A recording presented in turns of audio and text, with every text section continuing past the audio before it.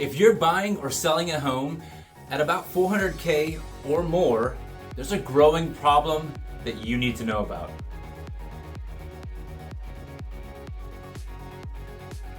Okay, we've been seeing this problem growing in our listings that we've been selling and the buyers that we've been working with. Something that no one is talking about, but it's affecting everybody.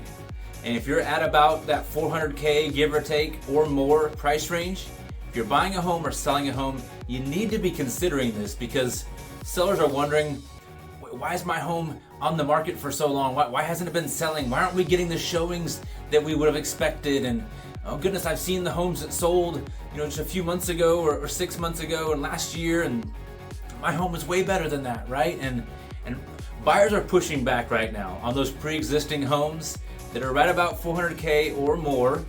They're pushing back on those, and here's why. I want to talk to you about the new construction dilemma. Right now, if you're trying to sell a home or plan to be in the near future, a home give or take 400K or more, you're going to be coming up against the new construction dilemma. A lot of buyers right now are looking at what's on the market, and for buyers who are moving into that price point of home, that's typically not a first-time home buyer home. They're probably in a home that they own currently, and that move up is oftentimes not an immediate necessity. It's something they'd like to do, their family's growing, and it's something that they're aspiring towards, but they don't need it to happen tomorrow. And so they've got a little bit of flexibility in their timeline, and when they're looking for homes on the market, they're noticing that they can get a brand new home for right about that same price with a new roof, new furnace, AC, water heater, all the things new. They're gonna get to pick their colors, their finishes. If they just wait a little bit, they maybe pay a little bit more, okay? And if you're selling a home, I know you're thinking, well, my home has got more square footage than the new construction. We have a finished basement. We have a 5th bedroom. We have an extra bathroom compared to those ones. And then that's all true. But here's the dilemma.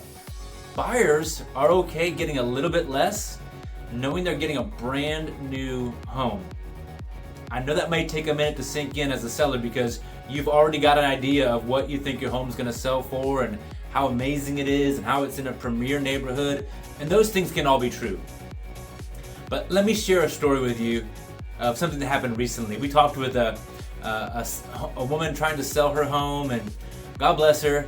She's been doing it for a little over 3 weeks now. She's had one showing, and one of our buyers we thought could be a good fit for that home. And so we called on it and just asked her a bit about the property, and she said, yeah, before I came out to market and tried to sell it myself, I got an appraiser to come out, and he said it's worth $405,000, and I'm only asking $395.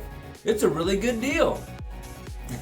But unfortunately, her master bathroom had carpet on the floor. She had the undesirable golden oak woodwork all throughout the home. I know some people love it, but at this price point, many people aren't looking for that. And there was a lot of outdated finishes. There was some wallpaper. I know wallpaper's trying to make a comeback, but it's just not the case for most buyers. And there was a lot of things about her home that she's not gonna get that price for it. My buyers saw that. She's only had one showing in a little over 3 weeks, and she's just confused. And I tried to share the truth with her about the new construction dilemma, but she kind of saw me as the realtor enemy that was calling and trying to, shame her down on her price. And I was just sharing the truth. Hey, I'm just trying to be honest with you. And she had those rose-colored lenses that we talked about a few weeks ago. When people are pricing their home, they're having the emotional pricing and the aspirational pricing. And just because an appraiser comes in and tells you what your home could be worth doesn't mean a buyer's willing to pay that. Being able to justify a value from past sales is a world of difference between what a buyer is willing to pay on the market right now and what they can get for just a little bit more compared to the home that you're selling. If you're thinking about selling a home and you want to make sure you're going to get your top dollar, but you're not overpricing it, it's time for us to have a conversation. My name is Jim Hare from Hare Homes Realty Group with Keller Williams Greater Omaha. We sell a ton of homes in the area, and if you've been thinking about making a move, we need to have a conversation.